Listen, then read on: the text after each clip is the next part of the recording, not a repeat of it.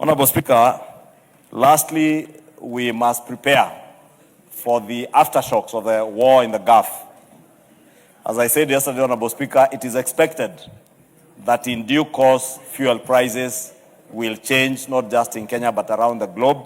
Indeed, they have started changing. If you look at the situation in the United States, as much as I hear President Trump saying they have adequate oil to sell to others, even within the United States, prices of oil are going up, and therefore Kenya will not be an exception. And therefore we must be prepared and have measures to mitigate against some of these aftershocks of the war. The war will also disrupt business in other sectors, those who import. Many of us witnessed recently what came with the global world trade, with the disruption of the shipping lines or shipping routes to the Middle East and out of the Middle East. But also the opportunities, Honorable Speaker. You saw the close to 9,000 cars that are being transshipped from the port in Lamu. And that tells us the strategic location that we are at as a nation, not just for our airports as a hub in the region, but also for our seaports. The port of Lamu and the port of Mombasa can become an alternative port of transshipment in and out of the Middle East to the rest of the world, and as a connecting transshipment point between Asia, Europe, and the Americas. And the same opportunities are abound with our airports.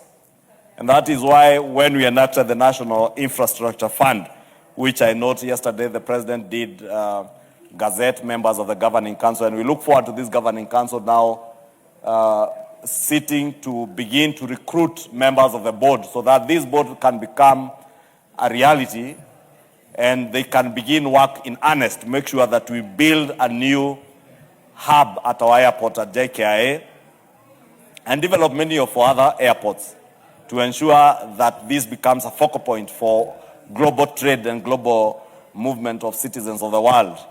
You can imagine with the trade, Honorable Speaker, the opportunities that are abound at JKIA. If the Emirates, Qatar Airways, the Etihads of this world had an opportunity to use JKIA as a hub when rockets, drones, and missiles were flying all over in the Middle East. And because it is not the end of wars in the world, we must be prepared. At least in this region, we do not foresee any wars. And the only challenge that we had was that of insecurity coming from activities of terrorists. And that is why you will see there is an additional allocation in this budget to the National Intelligence Service for intelligence gathering to ensure that we continue to safeguard our borders, and also additional resources to our armed forces and our policemen and women to ensure that our country remains safe. Therefore, Honorable Speaker, with those very many remarks, I beg to second this motion and urge the House, since we debated this yesterday, to just